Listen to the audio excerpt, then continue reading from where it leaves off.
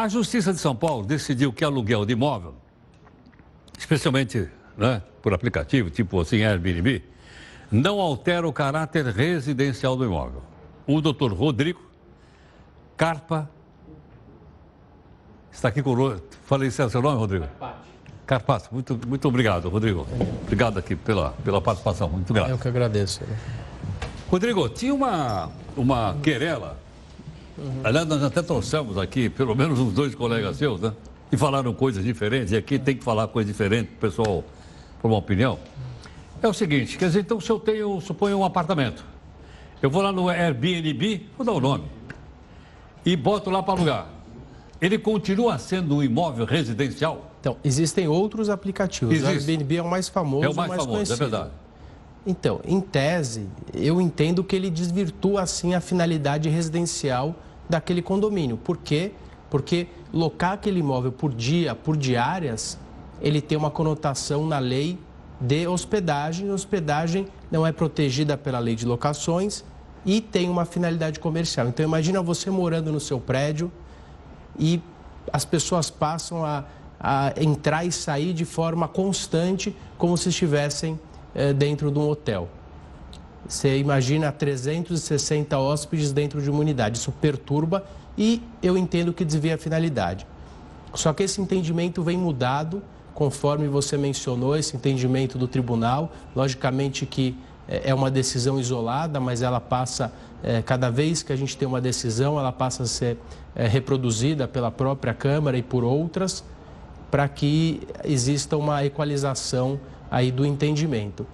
Na minha opinião pessoal, eu entendo que o Airbnb ele acaba atrapalhando um pouco a rotina, mas o Airbnb ele acabou vindo para ficar, assim como outros aplicativos como Uber e outras situações correlatas. Então a gente precisa aceitar esse tipo de situação e tentar adequar. O que o tribunal tem entendido nessas decisões recentes da 36ª Câmara e da 28ª Câmara é no sentido de que a convenção pode proibir. Então, pode? A convenção pode. Do condomínio? A convenção pode. Pode. Se não houver expressamente proibição, esses 2 julgados que foram mencionados, se não houver proibição expressa, então o condomínio, em tese, não tem poderes para proibir e o Airbnb ou outro aplicativo correlato poderia trabalhar naquele condomínio. Essa não é a opinião do Tribunal de Justiça do Rio de Janeiro e de outros estados. É de São Paulo?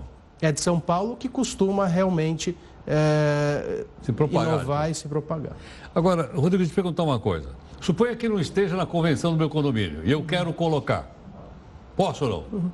Então, por esse entendimento recente, sim, mas o que eu tenho observado e outros entendimentos, esse entendimento não é unânime, as outras câmaras ainda não reproduziram esse entendimento, você tem que passar por um processo interno, no mínimo, uma avaliação dentro de uma assembleia para saber qual é a vontade daquela coletividade. Assembleia de condôminos lá do prédio? Uma assembleia de condôminos, nem que seja por uma maioria simples para aprovar um conceito. Mas a Justiça, nesses últimos 2 julgados, entendeu que não precisaria disso. Aquele morador teria o direito, se não houver a proibição na convenção, de locar independente da vontade do síndico.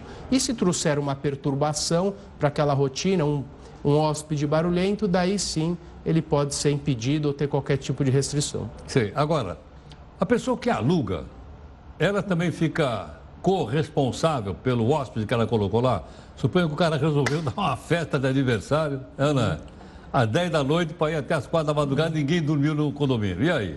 Ela é 100% responsável. O que causa uma perturbação é que uma pessoa, quando busca uma hospedagem, normalmente ela está buscando um perfil que não é o perfil de um prédio residencial onde você está com a sua família, onde aquela senhora mora. Normalmente, ela quer um hotel, ela quer um bom atendimento, ela quer um restaurante próximo, ela quer usar áreas de lazer. E às vezes, num condomínio residencial, nós fechamos as áreas de lazer para manutenção, o porteiro não está apto para prestar um atendimento de hospedagem e sim se preocupar com a abertura e fechamento do portão. Então, o Airbnb num prédio restritamente residencial traz sim, dentro do dia a dia, um desconforto, mas nós temos que observar o entendimento e o andar da justiça. É algo relativamente novo. Nós temos decisões do Tribunal de Justiça de São Paulo de forma contrária ao Airbnb, alguns de forma favorável, e essas duas decisões recentes que a gente precisa acompanhar